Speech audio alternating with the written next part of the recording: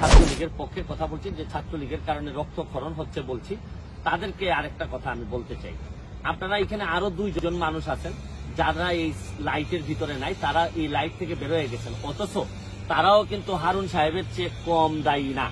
আপনারা জানেন যে হারুন সাহেবের সাথে ঝামেলাটা হয়েছে, আজিজ সাহেব হারুন সাহেবের সাথে বাকবিতণ্ডা করতে গেছেন, তখন উনি কি করলেন, উনি মহামান্য রাষ্ট্রপতির সহকারী একান্ত সচিব হয়েও তার মনে হয়েছে যে ছাত্রলীগের কিছু নেতাদেরকে নিয়ে যেতে হবে উনার শক্তি বাড়ানোর জন্য।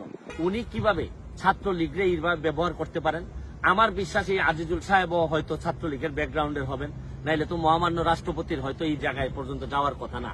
কিন্তু উনার কি একবারও বুক কাঁপলো না যে আমি কিভাবে ছাত্রলীগের এই দুধ বাট পলা ছেলেদেরকে, যারা জীবনে মাত্র শুরু করছে, তাদেরকে কিভাবে আমি নিয়ে যাই এই ছাত্রলীগকে কি এইটা ব্যবহার করার জন্য, যে আপনি কোন ধরনের ঝামেলা হইলে ছাত্রলীগকে নিয়ে যাবেন। এখন যারা সফল তারাই যদি ছাত্রলীগকে যদি এইভাবে ব্যবহার করতে চান, তাহলে ছাত্রলীগকে বাঁচানো তো দূরের কথা, প্রতি সপ্তাহে সপ্তাহে রক্তকরণ হবে। আর আমি ছাত্রলীগের ভাইদের উদ্দেশ্যে একটা কথা বলতে চাই, দেখেন একটা জিনিস খেয়াল করে দেখেন, আজকে সাসপেন্ড করা হয়েছে হচ্ছে গিয়ে আপনার হারুন সাহেবকে সাসপেন্ড করা হয়েছে।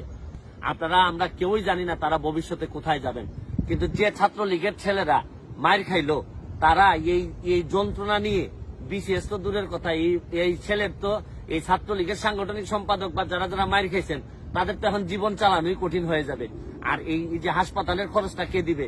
আজকে হারুন সাহেব যদি মার খাইতেন, হাসপাতালের খরচ দিত পুলিশ ডিপার্টমেন্ট। আজিজুল সাহেব যদি মার খাইতেন, তাহলে হাসপাতালের খরচ দিত সরকার, অ্যাডমিনিস্ট্রেশন, রাষ্ট্রপতি ভবন থেকে এই খরচ হইতো। কিন্তু ছাত্রলীগের খরচ দিতে হবে কিন্তু ছাত্রলীগের মায়ের, ছাত্রলীগের যে কষ্ট করে যে মা এই পর্যন্ত ঢাকা বিশ্ববিদ্যালয় পর্যন্ত আনছে, তার খরচ দিতে হবে তার মায়ের। এই জন্য আমি ছাত্রলীগের ভাইদেরকে বলবো যে কোনো কেউ ডাকলেই চলে যায় না, কারণ আপনারা দেখছেন তো যে ছাত্রলীগের যতই আপন আপন কথা বলেন, কিন্তু ছাত্রলীগের বেশিরভাগ মানুষ তার ব্যক্তি স্বার্থে যখন ব্যবহার করেন তখন কলিজাটা ফেটে যায়। আমি ছাত্রলীগকে বলবো যে পড়াশোনা করার সময় কিন্তু পড়াশোনা করা লাগবে, কারণ পড়াশোনা করে যদি ভালো করতে না পারেন, তাহলে ওই সারা জীবন মাইরি খাবেন আর এই পথে পথে ঘুরে বেড়াবেন, কিচ্ছু করতে পারবেন না।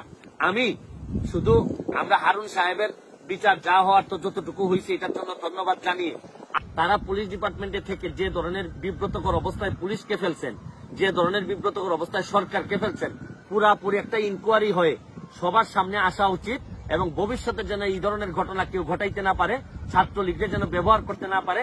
এই ব্যাপারে যেন ছাত্রলীগের সভাপতি সেক্রেটারির কাছে আমার একটা অনুরোধ, যে ছাত্রলীগে আপনারা জানাই দিবেন যে কোনোভাবেই কোনো ভাই ডাকলেই যেন দৌড়ে চলে না যায়। আপনারা কোনো বিচারে থাকতে পারেন, সালিশে থাকতে পারেন, যেখানে অন্যান্য নেতৃবৃন্দ থাকেন, কিন্তু অমুক ভাই বললেই দৌড় দিয়ে বারডেমে চলে যেতে হবে, দৌড় দিয়ে এইসব জায়গায় যেতে হবে। আমি ছাত্রলীগের সভাপতি সেক্রেটারির কাছে বলবো এই বিষয়টা আপনারা যেন সামনে নিয়ে আসেন, ছাত্রলীগকে যেন এটা জানান দেন যে ছাত্রলীগ যে কোনো কাজে ব্যবহার করা যাবে না।